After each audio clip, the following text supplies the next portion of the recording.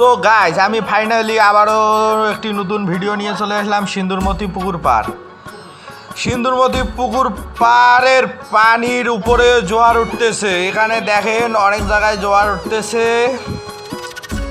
8-9 জায়গায় জোয়ার উঠতেছে, হালকা করে জোয়ার উঠতেছে। এখানে যে উঁচু উঁচু জায়গা যেগুলো আছে এগুলোতে জোয়ার উঠতেছে বর্তমানে সিন্দুরমতি পুকুর পাড়ের পুকুরে। এই যে সামনে মন্দির, এই যে পুকুরের পূর্ব দিকে, পূর্ব উত্তর দিকের মন্দিরগুলো।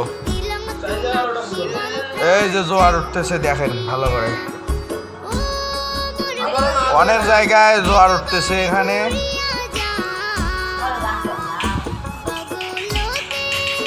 সামনে আরো জোয়ার উঠতেছে। সামনে আর একটি কি দেখাইতেছি, এখানেও জোয়ার উঠতেছে। এই যে এই সাইডেও জোয়ার উঠতেছে, এখানেও জোয়ার উঠতেছে।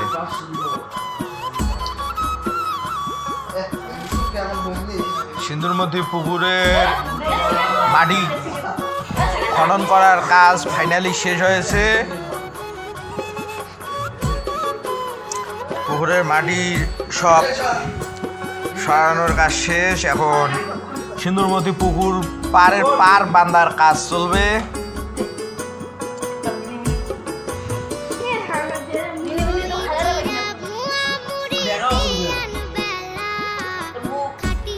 এই যে এখানে দেখেন জোয়ার কিভাবে উঠতেছে সিন্দুরমতি পুকুরে।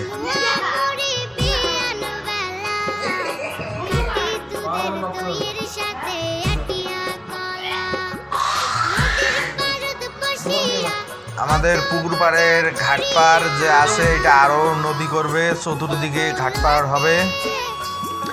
আর এখানে যে পুকুরের মাটি খনন কাজে যে মাটি কাটা জগ ব্যবহার করা হয়েছে, টোটাল 9টি মাটি কাটা জগ ব্যবহার করা হয়েছে। এই যে কাজ শেষ, এখন সবগুলি মাটি কাটা জগ সারি করে রাখা হয়েছে। এখানে দেখেন টোটাল 9টি মাটি কাটা জগ কাজ করেছে। সর্বোচ্চ যে বড় মাটি কাটা জগটি রয়েছে 7 নাম্বার মাটি কাটা জগ 3টি, বাকিগুলো 5 নাম্বার 3 নাম্বার জগ পর্যন্ত আছে, 3-এর নিচে নাই।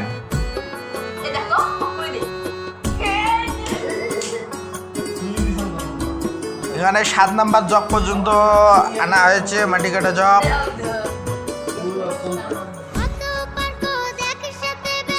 এই 7টি জগ এই সিন্দুরমতি পুকুরের খনন কাজে ছিল। এই 7টি জগের দ্বারাই সিন্দুরমতি পুকুর খনন করা হয়েছে। আপনারা যারা সিন্দুরমতি পুকুর পাড় দেখতে ইচ্ছুক বা আসতে চান, এসে দেখে যেতে পারেন। সিন্দুরমতি পুকুর একটি ঐতিহাসিক একটি স্থান হিসাবে পরিচিত হতে যাচ্ছে।